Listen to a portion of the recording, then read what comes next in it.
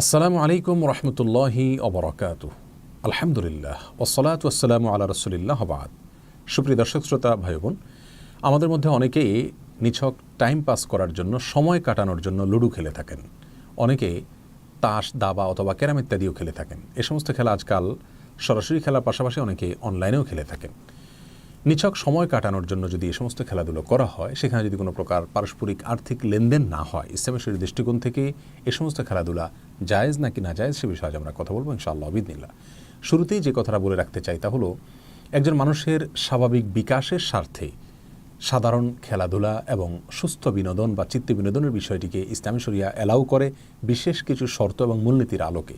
সে সকল মূলনীতি এবং শর্তকে খেয়াল করে যদি আমরা কোনো খেলাধুলা করি, কোনো বিনোদনের পন্থা অবলম্বন করি, তাহলে ইসলামী শরিয়ার দৃষ্টিকোণ থেকে সেটি নিষিদ্ধ নয় বরং অনুমোদিত।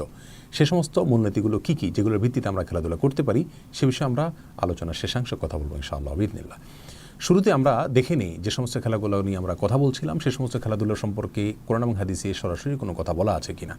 এ বিষয়ে মুওয়াত্তা মালিক এবং সুনানে আবু দাউদ একটি হাদিস বর্ণিত হয়েছে, যেটি বর্ণনা করেছেন আবু মুসা আল আশআরী রাদিয়াল্লাহু তাআলা আনহু। সে হাদিসটির ভাষ্য হলো এরকম: মান লাইবা বিন নারদি ফাকাদ আসাল্লাহ ওয়া রাসূল, অর্থাৎ যে ব্যক্তি পাশা খেললো সে ব্যক্তি আল্লাহ এবং তার রাসূলের অবাধ্য হলো, আল্লাহ এবং তার রাসূলের নিষেধাজ্ঞাকে অমান্য করলো। মুওয়াত্তা মালিকের অপর একটি হাদিসে বর্ণিত হয়েছে যে আব্দুল্লাহ ইবনে ওমর রাদিয়াল্লাহু তাআলা আনহু তার পরিবারের লোকদেরকে পাশা খেলতে দেখলে প্রহার করতেন, শাসন করতেন এবং সেগুলোকে ভেঙে ফেলে দিতেন।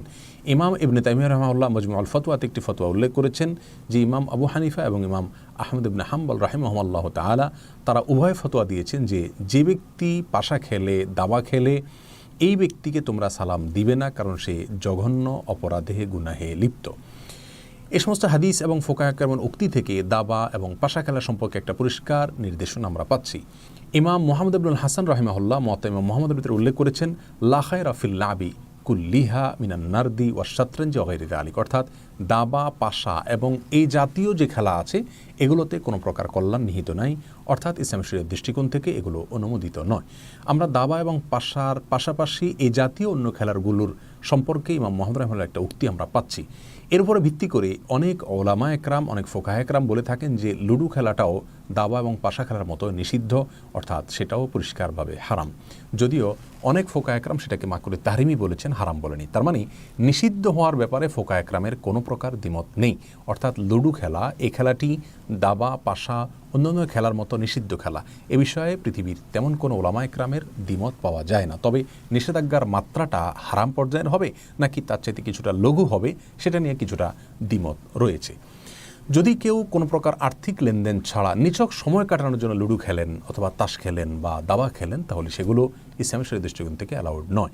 আর যদি সেখানে আর্থিক লেনদেন থাকে তাহলে তো সেটা ডাবল অপরাধ হবে। একদিক থেকে নিষিদ্ধ খেলা, অপর দিক থেকে জুয়ার মতো একটা পরিষ্কার হারাম কাজে লিপ্ত হওয়া। অতএব একজন মুসলিম আর্থিক লেনদেন থাকুক বা না থাকুক, এ সমস্ত খেলাধুলা থেকে নিজেকে দূরে সরিয়ে রাখবে।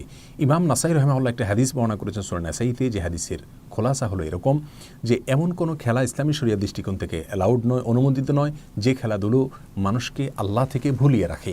ইমাম বুখারী রাহিমাহুল্লাহ একটি অধ্যায় রচনা করেছেন সহিহ বুখারীর ভিতরে, যে অধ্যায়ের শিরোনাম দিয়েছেন এরকম যে এমন খেলাধুলা ইসলামী শরিয়ার দৃষ্টিকোণ থেকে অনুমোদিত নয়, যেই খেলাধুলা মানুষকে আল্লাহ থেকে ভুলিয়ে রাখে। প্রিয় দর্শক, ইসলামী শরিয়ার দৃষ্টিকোণ থেকে যে কোনো খেলাধুলা অনুমোদিত হওয়ার জন্য, যে কোনো খেলাধুলা জায়েজ হওয়ার জন্য কয়েকটি শর্ত রয়েছে। ফোকাহ একরাম বিভিন্ন হাদিসকে অ্যানালাইসিস করে, গবেষণা করে তারা সে সমস্ত মূলনীতিগুলো উল্লেখ করেছেন। তার ভিতরে সর্বপ্রথম মূলনীতি বা শর্ত হলো, খেলাধুলা হতে হবে এমন খেলাধুলা যার ভেতরে শারীরিক কসরত রয়েছে। ইসলামী শরিয়া যে সমস্ত খেলাধুলাকে অনুমোদন দিয়েছে, হাদিসে যে সমস্ত খেলাধুলার উপর আমরা অনুমোদন দেখছি, সেই সমস্ত খেলাধুলোতে শারীরিক কসরত রয়েছে, যেটাকে পার্থিব উপকারিতা বা ইহজাগতিক উপকারিতা হিসেবে আমরা ধরতে পারি। সেই সাথে সেখানে চিত্ত বিনোদন এটা যুক্ত হতে পারে, নিছক আনন্দের জন্য, বিনোদনের জন্য এটা হতে পারে।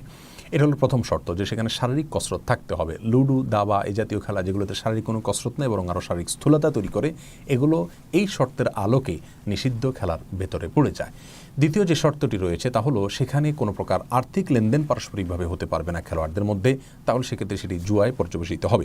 তৃতীয় যে শর্ত রয়েছে তা হলো, এ ধরনের খেলা খেলতে গিয়ে সতর উন্মুক্ত করা চলবে না এবং বেপর্দা হওয়া চলবে না, অর্থাৎ নারী পুরুষ মিশ্রণ হওয়া চলবে না এবং নারী পুরুষের একে অন্যের পর্দা নষ্ট হতে পারে, পর্দার বিধান লঙ্ঘন হতে পারে, এরকম কোনো বিষয় সেই খেলায় থাকতে পারবে না। চতুর্থত, সে খেলা আল্লাহ থেকে এবং সালাত থেকে মানুষকে গাফেল রাখতে পারবে না। আল্লাহ থেকে এবং সালাতের ব্যাপারে মানুষকে উদাসীন করবে, এরকম পর্যায়ের আসক্তি সেখানে থাকতে পারবে না। 5 নম্বর শর্ত হলো খুব বেশি সময় এই খেলার পেছনে ব্যয় করা যাবে না, নষ্ট করা যাবে না। কারণ একজন মুসলিমের কাছে তার জীবনের প্রতিটি সেকেন্ড অনেক বেশি মূল্যবান। মুসলিমের হাতে এত অতিরিক্ত সময় নেই যে সময় কাটানোর জন্য সে যা তা করে বেড়াবে। কোরআন কারীমে আল্লাহ সুবহানাহু ওয়া তাআলা সফল মুমিনের বৈশিষ্ট্য উল্লেখ করতে গিয়ে বলেছেন, ওয়াল্লাযীনা হুম আনিল লাগwi মুরিদুন, যারা অনর্থক এবং অযথা কাজ থেকে বেঁচে থাকে। রাসূল করিম সাল্লাল্লাহু আলাইহি ওয়াসাল্লাম বলেছেন, মিন হুসনি ইসলামিল মারই তারকু মা লা ইয়ানিহি, একজন মানুষের ইসলামটা সৌন্দর্যমণ্ডিত হবে যখন সে অনর্থক কাজ থেকে বেঁচে থাকবে। অতএব যে সমস্ত খেলাধুলো আজকাল খেলাধুলো নয়, বরং খেলাধুলোর চাইতে বড় কিছু, বেশি কিছু, সেগুলোর সাথে অনেক ব্যবসা বাণিজ্য জড়িত, সেগুলোর সাথে অনেক অনাচার জড়িত, একজন মুসলিম কোনোভাবেই সেগুলোর সাথে নিজেকে সম্পৃক্ত করতে পারে না। তাই আসুন সুস্থ বিনোদন চর্চা করি এবং যে সমস্ত খেলাধুলার পেছনে আমাদের শারীরিক কসরত রয়েছে সে সমস্ত খেলাধুলোকে ইসলামী শরিয়ার মূলনীতির আলোকে আমরা গ্রহণ করি। আল্লাহ সুবহানাহু ওয়া তাআলা আমাদের সকলকে প্রত্যেকটি ক্ষেত্রে কোরআন এবং সুন্নাহকে অক্ষরে অক্ষরে প্রতিপালন করার তৌফিক দান করুন।